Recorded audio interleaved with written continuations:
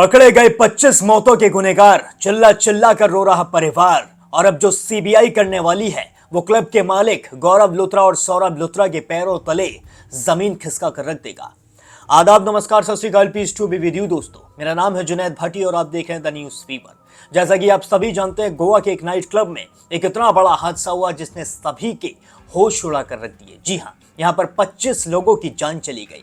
गोवा पर्यटकों के लिए सबसे ज्यादा घूमने की जगह मानी जाती है। लोग यहाँ पर एंजॉय करने के लिए जाते हैं। लोग यहाँ पर बीच पे जाते हैं, क्लब्स में जाते हैं, डांस करते हैं, ड्रिंक करते हैं। और इसी तरह उस रात भी Virk by Romeo Lane club के अंदर लोग गए थे। वो भी थोड़ा सा वहां पर एंजॉय कर रहे थे, लेकिन उन्हें ये नहीं पता था कि इस थोड़े से एंजॉय की कीमत आज उन्हें अपनी जान देकर चुकानी होगी। जी हाँ, इस क्लब में कुछ हुआ ही ऐसा। लोग यहाँ पर अच्छे खासे डांस कर रहे थे, घूम रहे थे, नाच रहे थे, लेकिन इसके बाद पहले थोड़ी थोड़ी सी चिंगारियां क्लब की छत के अंदर से गिरती हैं। लेकिन लोग सोचते हैं कि थोड़ा सा कुछ हुआ होगा, वो अभी ठीक हो जाएगा। पर ये चिंगारी देखते ही देखते कब एक विशाल आग में तब्दील हो जाती है, ये किसी को पता भी नहीं चलता है।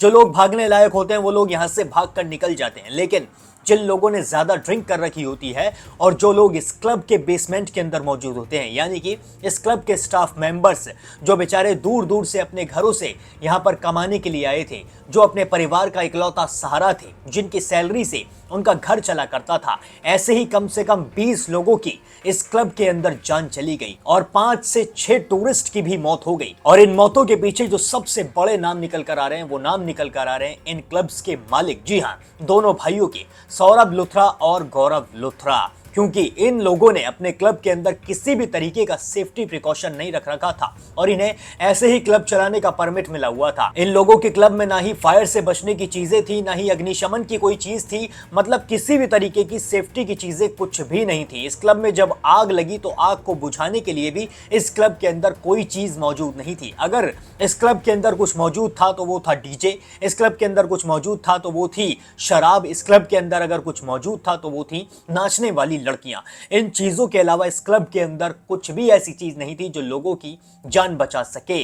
और तो और जांच अब म्युनिसिपल कॉर्पोरेशन पर भी बैठी है, क्योंकि उन लोगों ने इन लोगों को परमिट दिया क्लब चलाने का बिना किसी सेफ्टी प्रिकॉशन की। पर सबसे बड़ी हद तो तब हुई जब ये दोनों भाई पुलिस के सामने नहीं गए, बल्कि देश छोड़कर फरार हो गए। जब इस क्लब में आग लगी, जब इस क्लब में 25 लोगों की दर्दनाक मौत हो गई, उसी के कुछ घंटे बाद ये इंडिगो की एक फ्लाइट पकड़ते हैं और सीधे फुकेत रवाना हो जाते हैं। जी हाँ, ये यहाँ से सीधे फुकेत पहुंच गए और अभी भी पुलिस इनके खिलाफ सर्कुलर नोटिस जारी करके इनकी तलाश कर रही है।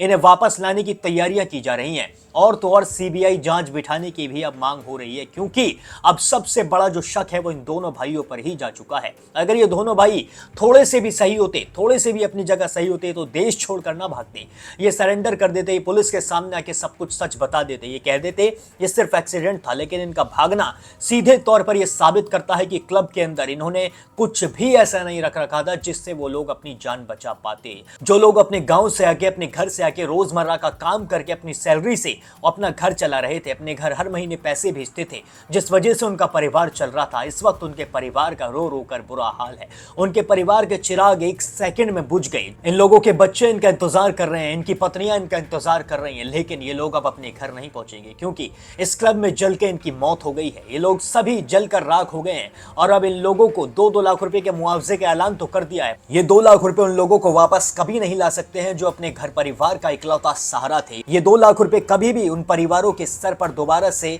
उन लोगों की, उनके घरों की मुखियाओं की छाया नहीं ला सकते हैं। अब आप सुनिए कि कैसे इनके परिवार वालों का रो रो कर बुरा हाल है और वो कैसे अपना दुख व्यक्त करते हुए नजर आ रहे हैं। कोई एक आदमी किसी को फ़ोन कर रहा है, मैंने किसी को फ़ोन किया, ये सचमुच है तो पता नहीं, लेकिन अभी बोलना भी ठीक, नहीं बोलना भी ठीक।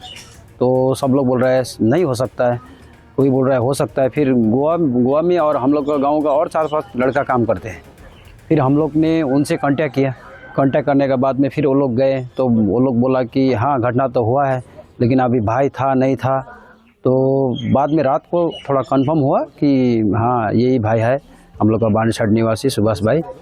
तो उसका बाद चारों तरफ शोक, क्योंकि एक यंग लड़का जिनका शादी भी नहीं हुआ था, मोटा मोटी 23-24 एज है, तो सभी दुख है। लोग क्या चाहते हैं, इसका कुछ जांच पड़ताल हो, इन्वेस्टिगेशन अच्छी तरह से। हाँ, हम लोग वही चाहता है कि किस तरह से हुआ, क्यों हुआ, कोई साजिश है ना सचमुच अनहोनी हुआ, तो हम लोग ये डिमांड करते हैं कि जांच अच्छी तरह से हो। तो अभी हम लोग इधर अपना स्टेट गवर्नमेंट से भी कुछ मदद का आशा करते हैं। तो मैं एक प्रशासन लेवल का छोटा सा पद में हूँ, तो मेरा जो भी सीनियर है उनसे मेरी बात हुई है, तो उन लोग ने बोला है कि हाँ हम लोग कुछ देखेंगे। तो यही चल रहा है अभी। मेरा भाई का नाम सुभाष छेत्री। कैसे पता चला ये घटना हम लोग को जो सेफ के थ्रू गया था वो काम करने के लिए, उसके थ्रू ही पता चला, क्योंकि उसने न्यूज़ देखा था। तो जो होटल का नाम, जो भाई काम कर रहा था वो होटल न्यूज़ में आ रहा था, तो उसने फ़ोन किया, तो पूछा भाई ने फ़ोन किया कि नहीं किया। तो मैंने बोला नहीं किया, वो होटल में तो पूरा आग लग गया है ऐसा बोला। तो फ़ोन ट्राई किया मैंने, फ़ोन भी रिंग जा रहा है। तो न्यूज़ में आ रहा था गैस सिलेंडर फटने की वजह से वो आग हो रहा है। तो मैंने फ़ोन किया तो फ़ोन लग रहा है, तो ऐसा लगा शायद गैस सिलेंडर फटने से तो फिर भाई का फ़ोन भी फटना चाहिए, मतलब मेरा भाई शायद ज़िंदा है ऐसा मुझे लगा। तो शाम तक ऐसा ही लगा कि ज़िंदा ही है, वो शायद ज़िंदा ही है। तो फिर से फ़ोन ट्राई करती रही। तो शाम को पुलिस ने फ़ोन उठाया, तो उन्होंने बोला आप कौन बोल रहे हो। तो मैंने बोला उसका मैं दीदी हूँ। तो मैंने पूछा कि मेरा भाई है कि नहीं है। तो उन्होंने बोला अभी तो किसी का पहचान भी नहीं आ रहा है, जो 6 लोग ज़िंदा है वो एडमिट है, लेकिन वो लोग अपना पहचान नहीं दे पा रहा है। तो मुझे ऐसा होप हुआ कि शायद ज़िंदा होगा वो 6 लोग में मेरा भाई भी होगा। तो फिर ऐसे न्यूज़ देखते देखते शाम को एक न्यूज़ आया जिसमें था पोस्टमार्टम ऑलरेडी वो कंप्लीट हो गया है, उसका नाम लिस्ट आया था। तो उसमें पता चला मेरा भाई का भी नाम था। तो उस टाइम पे कंफर्म हुआ कि मेरा भाई नहीं है बोल के। ये सुभाष वहाँ कितना साल से काम कर रहा था, कैसे किया आपने? 2 साल से काम कर रहा था। 2 साल मतलब लास्ट 2024 को जनवरी को गया था, तो 2 साल हो गया। अभी जनवरी में 2 साल हो जाएगा। क्या काम कर रहा है? वो किचन में था, सेफ का मतलब ट्रेनिंग भी किया उधर ही। फ्रेशर था, कभी कुछ ट्रेनिंग नहीं किया था बाहर से, उधर ही ट्रेनिंग किया और उधर ही काम कर रहा था। जब आप लोग को ये संबाद मिला, देहांत हो गया, उसके बाद कितना दुखी है आप लोग परिवार? बहुत दुखी है, क्योंकि वही है एक जो मेरा मम्मी का सहारा है। क्योंकि मेरा तो शादी हो गया ना, मैं तो बार बार मम्मी को भी नहीं देख पाती हूँ। तो वो उसने बोला था मेरा मम्मी को भी मैं देखूँगा और मतलब ये ज़मीन वगैरह लिया था, लोन वगैरह था, तो वही भरपाई कर रहा था। सब मेरा मम्मी का पूरा सहारा वही था, मतलब ये ज़मीन वगैरह लिया था, लोन वगैरह था, तो वही भरपाई कर रहा था। सब मेरा मम्मी का पूरा सहारा वही था, वो भी वही था।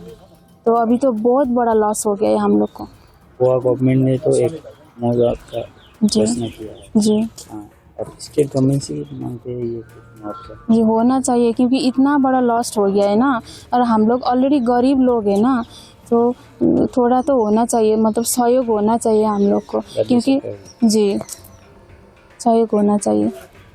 लास्ट कब बात हुआ? लास्ट 3-4 दिन पहले बात हुआ था। क्या बातचीत? ऐसे ही नॉर्मली बात किया था, मतलब कैसा है क्या है, मतलब वो भी बोल रहा था ठीक है, और वीडियो कॉल भी किया। और मेरा बेटा के साथ मतलब क्या लगता है वो मामा भांजा, उसके साथ भी बात किया। ऐसे ही नॉर्मली बात हुआ। कब आने वाला था ऐसा कुछ पता? हाँ, जो उससे पहले जब दशहरा से पहले वो फ़ोन करता था, तो वो बोलता था मैं आऊँगा, दशहरा को आऊँगा। दोस्तों देखा आपने किस तरीके से लोग कहते हुए नजर आ रहे हैं, इनकी आंखों में साफ आंसू दिखाई दे रहे हैं। इन लोगों का कहना है कि वो तो सिर्फ वहां पर कमाने के लिए गए थे, लेकिन उन्हें क्या पता था इसके बदले उनकी जान चली जाएगी। अगर उन्हें ऐसा पता होता तो वो कभी अपना गाँव छोड़कर गोवा जैसे शहर में जाते ही नहीं, वो कभी इस क्लब में जाकर नौकरी करते ही नहीं। और जो दोनों भाई भाग गए हैं उनके खिलाफ सख्त कार्रवाई होनी चाहिए, उनके खिलाफ CBI जांच बैठनी चाहिए। अब आप मुझे बताइए कि जो सौरभ लुथरा और गौरव लुथरा देश छोड़कर भागे हैं, इन्हें क्या सजा होनी चाहिए और किस तरीके की चीजें इनके साथ की जानी चाहिए। कमेंट सेक्शन में अपनी राय जरूर साझा करें। बाकी और भी सारे अपडेट्स के लिए अभी सब्सक्राइब कर लें द न्यूज़ फीवर।